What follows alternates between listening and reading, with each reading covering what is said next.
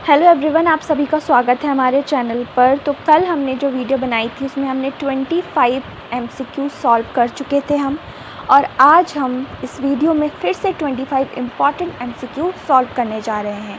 ठीक है, और आप पूरी वीडियो देखिए, पहले खुद से सॉल्व करने की ट्राई करें, देन मैं आंसर्स आपको बताऊँगी। तो चलिए अब अपनी वीडियो को हम शुरू करते हैं।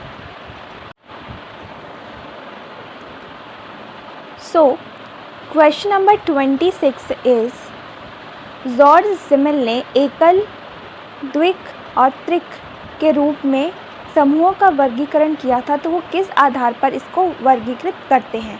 ऑप्शंस इज़ शारीरिक समीकरण, सदस्यता की प्रकृति, सामाजिक संबंध या फिर समूह का आकार।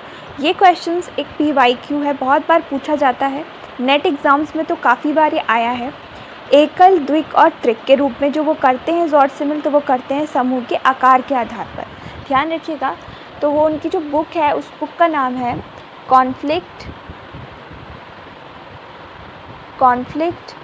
And the wave of group affiliation. ठीक है, एफिलिएशन। तो ये इनकी बुक थी जिसमें उन्होंने समूह के आकार पर समूहों का वर्गीकरण किया था, एकल, द्विक और त्रिक के रूप में।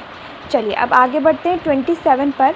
तो 27 है हमारा कि समाजशास्त्रीय परिप्रेक्ष्य, जो हमारा सोशियोलॉजिकल पर्सपेक्टिव होता है, उसका सेंटर पॉइंट क्या होता है, उसका केंद्र बिंदु क्या होता है, ये इसमें पूछा जा रहा है। ऑप्शंस देखते हैं। घटित सामाजिक घटनाओं का विन्यास, व्यक्तित्व पर सामाजिक घटनाओं का प्रभाव, या फिर मनुष्य की मानसिक प्रक्रियाएं, या फिर व्यक्तियों के मध्य संबंधों के प्रतिमान। क्या इसका केंद्र बिंदु होता है? तो 27 का जो आंसर हो जाएगा वो होगा डी। व्यक्तियों के मध्य संबंधों के प्रतिमान जो होता है वो किसी भी समाजशास्त्रीय परिप्रेक्ष्य का एक केंद्र बिंदु माना जाता है। Question number 28। S C Dubey ने जो सांस्कृतिक पहलू के विश्लेषण पर उन्होंने किस अवधारणा पर प्रकाश डाला है? एस सी दुबे जो हैं, जो बहुत सारे आप जानते हैं कि उन्होंने रूरल सोसाइटी पे काफ़ी काम किया है, तो जो उन्होंने सांस्कृतिक पहलुओं का विश्लेषण किया था, तो वो किस पर प्रकाश डालते हैं? तो इसका आंसर हो जाएगा धार्मिकता, निर्जातीयता, पारंपरिकता या फिर नैतिकता। तो वो डालते हैं, इस पर आंसर हो जाएगा हमारा निर्जातीयता पर। क्योंकि जो एस सी दुबे हैं उन्होंने क्या किया था, जब उन्होंने मध्य प्रदेश में एक जनजाति पाई जाती थी, मैंने आपको बताया था कमार, क्या नाम था जनजाति का? कमार, जो कि क्या करती है, वहाँ पर स्थानांतरित खेती करती है, मतलब एक स्थान से दूसरे स्थान पर वो खेती करते हैं, इस तरीके के वो जनजाति होती है। जब उन्होंने वहाँ अध्ययन किया तो किस पर किया था? तो निर्जातीयता पर किया था, एथनिसिटी के आधार पर किया था। 29 है कि ये तर्क किसने दिया कि संरचना और असंगति अंतर्निष्ठ रूप से विरोधात्मक नहीं होती? नाडेल ने, स्ट्रॉस ने, पार्सन्स ने या फिर मर्टन ने? 29। तो ये कहते हैं मर्टन। जो मर्टन है उन्होंने ये कहा था कि जो संरचना है और असंगति होती है वो एक दूसरे की विरोधात्मक नहीं होती है। ठीक है, जैसे हम जानते हैं उन्होंने काफ़ी चीज़ें बताई थी, सोशियोलॉजी में उन्होंने बहुत सारी चीज़ें दी, तो उसमें से एक ये भी आता है। क्वेश्चन नंबर 30 इंपॉर्टेंट है, ध्यान से देखें। एक गुणात्मक चर है और एक गणनात्मक, मतलब एक क्वालिटेटिव है, एक क्वांटिटेटिव वेरिएबल है, उसके मध्य अगर हमें कुछ कोरिलेशन मतलब अंतर संबंध पता लगाना है तो हम किस स्टैटिस्टिकल टेस्ट का यूज़ करेंगे या फिर सांख्यिकीय परीक्षण करेंगे? ऑप्शंस हैं यूल, गुणांक, काई स्क्वायर या फिर रैंक सहसंबंध। ध्यान रखिएगा, एक है गुणात्मक और एक है गणनात्मक, तो इसका आंसर हो जाएगा काई स्क्वायर। ठीक है, जब क्या होता है, एक चर हमारा क्वालिटेटिव होता है एंड नेक्स्ट इज़ क्वांटिटेटिव, एक हमारा क्वांटिटेटिव होता है, तो हम उससे क्या करते हैं, जो हमारा काई स्क्वायर है उसको हम यूज़ करते हैं। ठीक है, नेक्स्ट 31 है, यौन आधारित भूमिकाओं का पृथक्करण जैविक ना होकर सांस्कृतिक है, ये एक कोटेशन है, तो ये कौन बोलते हैं? मर्डॉक, पार्सन्स, मार्क्स या फिर लेविस? 31, तो ये मर्डॉक बोलते हैं। ठीक है, जो मर्डॉक है हम सभी जानते हैं, जो मर्डॉक है उन्होंने क्या किया था, जो यौन आधारित भूमिकाएं हैं उनका पृथक्करण उन्होंने ये बताया था कि वो जैविक नहीं है बल्कि वो कल्चरल है या फिर सामाजिक है। ठीक है, चलिए 32 देखते हैं। किसने कहा कि भारत की एकता उसके इतिहास में अधिकांश समय सामाजिक या राजनीतिक एकता होने की बजाय सांस्कृतिक रही है। ये भी संस्कृति की बात कर रहे हैं भारत की एकता के परिप्रेक्ष्य में। टॉलकिट, पार्सन, स्टाइनबी, बोटोमोर या फिर श्रीनिवास। तो 32 का बिल्कुल से श्रीनिवास होगा, क्योंकि हम देख सकते हैं श्रीनिवास जो हैं, एक सेकेंड, 32 का श्रीनिवास। तो हम ये देख सकते हैं कि श्रीनिवास ने क्या कहा था, जो उन्होंने भारत में, उनकी बुक भी थी जिसमें उन्होंने इस चीज़ों के बारे में लिखा है। तो वो उसको बताते हैं कि इन सबके पीछे सांस्कृतिक कारण रहे हैं। 33 है सामाजिक स्थिति में परिवर्तन जो एक व्यक्ति की परिस्थिति में कोई बदलाव नहीं लाए। क्या कह रहे हैं कि कोई एक ऐसा परिवर्तन आए जिसमें उसके स्टेटस में कोई चेंज ना आए, तो उसे हम क्या कहेंगे। मतलब समझ रहे हैं आप, कोई चेंज नहीं आ रहा स्टेटस में, बट स्थिति में परिवर्तन आ रहा है। एक जगह से दूसरी जगह पे वो ज़रूर मूव कर रहा है, बट जो उसका स्टेटस है वो क्या है, सेम टू सेम रहेगा। तो वो 36 गतिशीलता होगी, सामाजिक सुस्थिरता होगी, लंबवत गतिशीलता, संरचनात्मक गतिशीलता। तो बिल्कुल इसका आंसर हो जाएगा 36, मतलब हॉरिजॉन्टल मोबिलिटी, क्योंकि हॉरिजॉन्टल मोबिलिटी में हमारा क्या होता है, स्थान तो परिवर्तन होता है, बट जो हमारा स्टेटस है वो क्या रहता है, सेम रहता है। जैसे कि मैंने आपको पहले भी एक एग्जाम्पल दिया था कि मान लीजिए कि मुंबई में एक कोई क्लर्क है, ठीक है, उस क्लर्क का ट्रांसफ़र दिल्ली में हो जाता है, तो वो क्या है, उसका स्थान चेंज हो गया, बट वो है तो क्लर्क ही ना। तो ये क्या हो जाएगी, हॉरिजॉन्टल मोबिलिटी। नेक्स्ट इज़ 34, मित्राक्षा और दाएं भाग। ये क्या है, अभी हमने पहले भी इस पर एक क्वेश्चन किया था, उसी के जैसा ये एक और क्वेश्चन है। ये ऑप्शन देखते हैं। वर्ण आश्रम धर्म के संबंध में चिंतन के क्या ये दो संप्रदाय हैं। ग्रामीण भारत में फसल काटने के त्यौहार हैं। वैदिक युग के दो दर्शन शास्त्री हैं। या फिर हिंदुओं की पैतृक संपत्ति के उत्तराधिकार और दाय प्राप्ति को विनियमित करने के लिए कानून के दो प्रधान संप्रदाय हैं। तो बिल्कुल इसका आंसर डी होना चाहिए। जो मित्राक्षा और दाएं भाग हैं वो इस डी से रिलेटेड है। 35 है हमारा, निम्नलिखित में से कौन सा एक अध्ययन नियोजित परिवर्तन, मतलब एक प्लान्ड चेंज से आया है। An Indian village, the Rajasthan village, the remembered village और इंडियाज चेंजिंग विलेज। क्वेश्चन 35। तो इसका जो आंसर हो जाएगा क्वेश्चन नंबर 35 का, वो बिल्कुल से हो जाएगा हमारा डी, क्योंकि जो ये कि नियोजित प्लान की बात करते हैं वो कौन करते हैं, एस.सी. दुबे करते हैं, ठीक है। और इसमें से एक ही बुक है जो एस.सी. दुबे की है, तो वो कौन सी है, इंडिया चेंजिंग विलेज। मर्डॉक के अकॉर्डिंग परिवार प्रत्येक ज्ञात समाज में विद्यमान है, क्योंकि ये पुरुष और स्त्री के बीच एक प्राकृतिक बंधन है। परिवार की बात कर रहे हैं वो। यह एक ऐतिहासिक पैतृक संपत्ति है। मनुष्य में समूह बनाने की स्वाभाविक प्रवृत्ति होती है। या फिर यह एक सामान्य निवास, आर्थिक असहयोग और प्रजनन वाला सामाजिक समूह है। तो बिल्कुल से इसको ये जो डी हो जाएगा वो उसका सही उत्तर होगा। वो परिवार के बारे में इन सभी चीज़ों को बताते हैं कि एक सामान्य निवास भी प्रदान कराता है, आर्थिक सहयोग और प्रजनन करने वाला सामाजिक समूह। 37 हमारा है कि संस्कृति पर्यावरण का मानव निर्मित भाग है। ये बहुत ही फेमस परिभाषा है संस्कृति की। ये किसने दी थी, रॉबर्ट बीस्टीड ने, हॉबल ने, एम.जे. हर्स्कोविच ने या फिर मरिनोवस्की ने। तो जो ये बहुत ही फेमस है ये देते हैं एम.जे. हर्स्कोविच। क्वेश्चन नंबर 38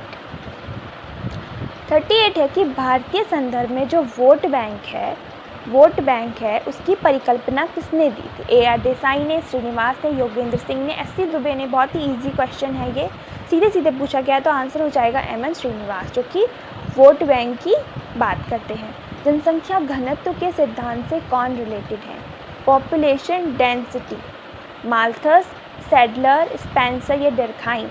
बिल्कुल से आप जनसंख्या देख के जा सकते हैं कि ये माल्थस होगा, बट नहीं, यहाँ पर जनसंख्या घनत्व की बात हो रही है, तो यहाँ पे ये डर्खाइम हो जाएगा। अगर यहाँ बात होती कि जनसंख्या का डेमोग्राफिक ट्रांजिशन वगैरह इन सब चीज़ों की, तब माल्थस के समझ जा सकते थे।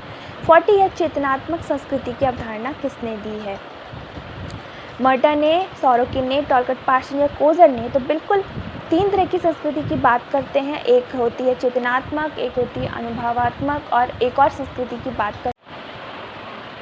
क्वेश्चन नंबर 41 इज मार्क्स के साथ जो कम्युनिस्ट मैनिफेस्टो हैं उनके सह लेखक या फिर को ऑथर कौन थे, हेगल, मैक्स वेबर, एंजल्स या पेरेटो। तो बिल्कुल कम्युनिस्ट मैनिफेस्टो के साथ मार्क्स के साथ मिलकर एंजल्स ने लिखा था, हम सभी जानते हैं। Angels is the correct answer. कब लिखा गया था, तो 1848 में। किशोरावस्था की प्रमुख मनोवैज्ञानिक विशेषताएं क्या होती हैं? ए है विपरीत लिंगीय प्रेम भावना का अभाव, कल्पना शक्ति का अभाव, संवेगात्मक विकास के स्थायित्व और संयोजन का अभाव, या फिर सामाजिक सेवा की भावना का अभाव। 42, तो 42 का जो करेक्ट आंसर हो जाएगा वो हो जाएगा सी, संवेगात्मक विकास के कारण स्थायित्व और समायोजन का अभाव। 43 देखते हैं, किसने ग्रामीण समाज को 3 भागों में बांटा था? मालिक, किसान और मजदूर। ठीक है, मालिक, किसान और मजदूर में कौन बांटते हैं? Andre Beteille, F G. Bailey, Daniel थॉर्नर या फिर श्रीनिवास। तो बिल्कुल इसका आंसर हो जाएगा डैनियल थॉर्नर। जो डैनियल थॉर्नर है वो बताते हैं कि जो मालिक होते हैं उनमें जैसे कि ज़मींदार आते हैं, बहुत बड़े बड़े ज़मींदार होते हैं जिनके पास बहुत सारी ज़मीनें हैं, ठीक है, और जो ये हैं किसान वर्ग में वो आते हैं जो छोटे किसान, बड़े किसान जिनके पास थोड़ी ज़मींदार से कम भूमि है वो आते हैं, और मजदूर में वो आते हैं जिनके पास बिल्कुल भी भूमि नहीं होती, जो दूसरों की भूमि पे मजदूरों जैसे काम करते हैं, भूमिहीन श्रमिक होते हैं, ये सब इसमें आते हैं। नेक्स्ट इज़ 44, इसमें से किसने संस्कृति के द्वारा परिभाषित लक्ष्यों और उन्हें प्राप्त करने के लिए संस्थागत साधनों के बीच एक आदर्श शून्यता एनोमी की बात कही है? डर्कहाइम ने, बेकर ने, टाइलर ने या मर्टर ने? तो बिल्कुल ये बात, वैसे तो हम सभी जानते हैं कि एनोमी का कॉन्सेप्ट सबसे पहले डर्कहाइम ने दिया था, पर उसके बाद जो ये चीज़ें आई थी, संस्थागत साधनों के बीच असंतुलन, लक्ष्य, इन सब की बात मर्टन करते हैं। 45 है कि किसने कहा कि हम जो हैं वह संस्कृति है और जो हमारे पास है वो एक सभ्यता है? तो ये भी एक कोटेशन है 45। तो जो ये कहते हैं सोरोकिन, होम्स, मैकाइवर या लिंटन। तो बिल्कुल 45 का आंसर हो जाएगा हमारा मैकाइवर ने ये कहा था। 46 है कि जब एक उच्च जाति का लड़का अपने से निम्न समूह की लड़की से विवाह करे तो ऐसा विवाह क्या कहलाया जाता है? बहिर्विवाह, प्रतिलोम, अनुलोम या फिर अंतर्विवाह। मैंने एक वीडियो बनाई थी अनुलोम और प्रतिलोम विवाह पर, आप उसे ज़रूर देखें, वो देख के आपको कॉन्सेप्ट क्लियर हो जाएगा, एक बारी में आप आंसर दे देंगे। तो इसका जो करेक्ट आंसर हो जाएगा वो हो जाएगा, इसमें क्या पूछा जा रहा है कि हायर कास्ट का कौन है? लड़का है और लोअर कास्ट की लड़की। तो इसका आंसर हो जाएगा सी, अनुलोम विवाह, जिसे हम कहते हैं हाइपोगेमी। 47 है कि सामाजिक स्तरीकरण का 3 व्यवस्था का सिद्धांत किसने दिया था? सोशल स्ट्रैटिफिकेशन में जो ये 3 व्यवस्था का सिद्धांत था वो किसने दिया था? मैक्स वेबर ने, डेविस ने, कार्ल मार्क्स ने या फिर ई वार्नर ने? तो जो सामाजिक स्तरीकरण की बात करते हैं 47, तो वो कौन करते हैं? मैक्स वेबर करते हैं, जिनको हम कहते हैं, उन्होंने जो ट्राइपेटाइट मॉडल दिया था, हम सभी जानते हैं ट्राइपेटाइट मॉडल, जिसमें वो प्रॉपर्टी, पावर और प्रेस्टीज की बात करते हैं, है ना? किस चीज़ की बात करते हैं? प्रॉपर्टी, पावर, 3P भी बोलते हैं हम इसे, और प्रेस्टीज, जिसे हम बोलते हैं 3P, प्रॉपर्टी, पावर और प्रेस्टीज। 48 है कि भारतीय संविधान की 6ठी अनुसूची का प्रावधान किससे रिलेटेड है? जो 6th शेड्यूल है वो किससे रिलेटेड है? सरकारी सेवाओं में आरक्षण, जनजातीय भूमि परीक्षण, उत्तर पूर्व भारत के जनजातीय क्षेत्रों में प्रशासन की स्वायत्तता या फिर शिक्षण संस्थानों में आरक्षण। तो इसका आंसर हो जाएगा सी, जो उत्तर पूर्व भारत है उसमें जो जनजातीय क्षेत्र हैं उनके प्रशासन की स्वायत्तता। 49 देख लेते हैं, सामाजिक संस्थाएं सामान्य इच्छाओं द्वारा संस्थापित संगठित मानव संबंधों का पुंज है। तो ये सोशल इंस्टीट्यूशंस के बारे में कहा गया है। तो कौन कहते हैं? C.H. कूले, डेविस, रॉस या शेरिफ एंड शेरिफ? तो जो ये आंसर है 49 का वो हो जाएगा किंग्सले डेविस। किंग्सले डेविस जो हैं वो ये कहते हैं कि जो सामाजिक संस्थाएं होती हैं वो सामान्य इच्छाओं द्वारा संस्थापित होती हैं और मानव संबंधों का पुंज है। Last question for today, 50 question क्या पूछा जा रहा है हमसे? हमें क्या करना है? इनमें से कौन सा जोड़ा सही सुमेलित नहीं है ये पूछा गया है। एक्टिव सोसाइटी, एड्जियनी, ये बिल्कुल सही हो जाएगा। द सिटी, मैक्स वेबर, सही हो जाएगा। Credential society, Spencer, philosophy of money, बिल्कुल सही हो जाएगा। आंसर हो जाएगा इसका सी, क्योंकि जो ये क्रेंसिडियल सोसाइटी है ये स्पेंसर ने तो बिल्कुल नहीं लिखी। इसको कौन लिखते हैं? तो इसे लिखते हैं रेंडॉल्फ कॉलिंस, ठीक है, उनकी ये बुक है सी वाली। तो इसका आंसर हो जाएगा सी। तो आज हमने सॉल्व किए कुल 25 questions. If you like this video then do like and do subscribe my channel and thanks for watching this video.